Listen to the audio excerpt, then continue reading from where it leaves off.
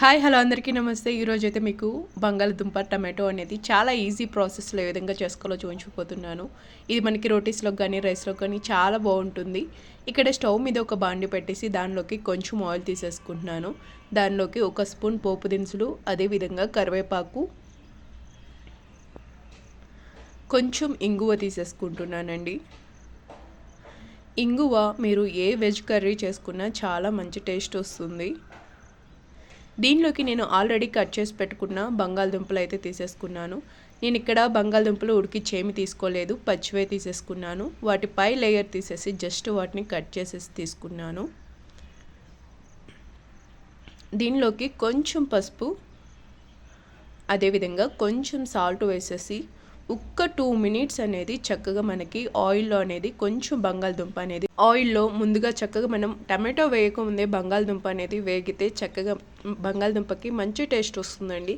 Curry కూడా చాలా బాగుంటుంది. ఈ కర్రీ అనేది చాలా ఎక్కువ టైం అనేది పట్టదు, మనకి షార్ట్ పీరియడ్లోనే కర్రీ అనేది కంప్లీట్ అవుతుంది. ఇలా 2 మినిట్స్ అనేది చక్కగా మనకి ఆయిల్లో బంగాళదుంప వేగాక దీనిలోకి నేను ఒక అర స్పూన్ దాకా అల్లం వెల్లుల్లి పేస్ట్ అనేది తీసేసుకుని మరొకసారి చక్కగా మనం బంగాళదుంపలు అయితే మొత్తాన్ని మిక్స్ చేసేసుకుంటున్నాను. ఈ అల్లం వెల్లుల్లి పేస్ట్ కూడా మనకి ఆయిల్లో అనేది కొంచెం అలా వేగుతుంది. ఒక 1 మినిట్ మనం అలా వేయించుకున్న తర్వాత దీనిలోకి నేను ఆల్రెడీ కట్ చేసి పెట్టుకున్న ఇక్కడ 2 టమాటోస్ అనేవి తీసేసుకుని దీనిలోకి నేనైతే ఈ కర్రీలోకి యాడ్ చేసేసుకుంటున్నానండి. ఇక్కడ టమాటో అనేది చాలా మంచి టేస్ట్ వస్తుంది. అంటే మనకి కర్రీ తినేటప్పుడు కొంచెం పుల్లగా, అదేవిధంగా మంచి టేస్ట్తో ఈ టమాటో అనేది మంచి ఫ్లేవర్గా ఉంటుంది. ఒకసారి మనం టమాటో కూడా వేసుకున్నాక మొత్తాన్ని అయితే మిక్స్ చేసేసుకుని ఒక 3 మినిట్స్ క్యాప్ పెట్టేసేసుకుని కుక్ చేసుకుంటే మనకి టమాటో అనేది చక్కగా మగ్గిపోతుంది. ఇలా మనం ఒక 2 మినిట్స్ చక్కగా మగ్గాక టమాటో దీనిలోకి అర స్పూన్ ధనియాల పౌడర్ తీసేసుకుంటున్నాను. ఇక్కడ నేను ఏ విధమైన గరం మసాలా అనేది యూజ్ చేయట్లేదు, జస్ట్ అర స్పూన్ ధనియాల పౌడర్ మాత్రమే యూజ్ చేశాను. అర స్పూన్ ధనియాల పౌడర్, అదేవిధంగా దీనిలోకి నేను ఒక స్పూన్ దాకా కారం తీసేసుకుంటున్నాను. కారం కూడా తీసుకున్నాక ఒక్కసారి మొత్తాన్ని అయితే మిక్స్ చేసేసుకుందాము.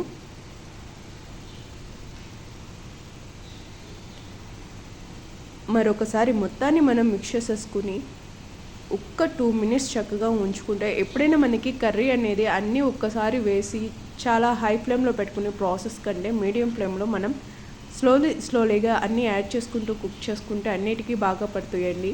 కర్రీ అనేది నాకు కొంచెం గ్రేవీ కోసం అని చెప్పి నేనైతే ఇక్కడ దీనిలోకి మనం బంగాళదుంపలు హాఫ్ వరకు నేను ఇక్కడ వాటర్ అనేది పోసేసుకుంటున్నాను. మనం ఒకసారి సాల్ట్ లెవెల్ అనేది టెస్ట్ చేసేసుకుంటే కారం కానీ లేకపోతే సాల్ట్ లెవెల్ అనేది ఇంకొంచెం యాడ్ చేసేసుకోవచ్చండి.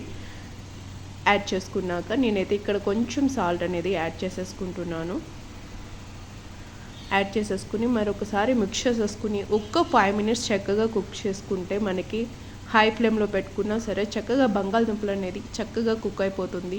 లాస్ట్ ఫైనల్గా దీనిలోకి నేను ఒక పావు చెక్కంత నిమ్మరసాన్ని అయితే తీసేసుకుంటున్నాను. అదేవిధంగా సన్నగా తరిమిన కొత్తిమీర కూడా తీసేసుకుంటున్నానండి. ఫైనల్గా ఇంకా స్టవ్ ఆఫ్ చేసుకుని సర్వ్ చేసుకుంటే చాలా టేస్టీ అయిన బంగాళదుంప టమాటో కర్రీ అనేది రెడీ అయిపోయింది. ఎటువంటి మసాలా యూజ్ చేయకపోయినా కర్రీ అనేది చాలా బాగుంటుంది. చపాతీలో కానీ, పూరీలో కానీ, లేకపోతే రైస్లో కానీ చాలా పర్ఫెక్ట్గా ఉంటుంది. మీరు డెఫినెట్గా ట్రై చేసి మీకు ఏ విధంగా వచ్చిందో నాకు కామెంట్ చేయండి.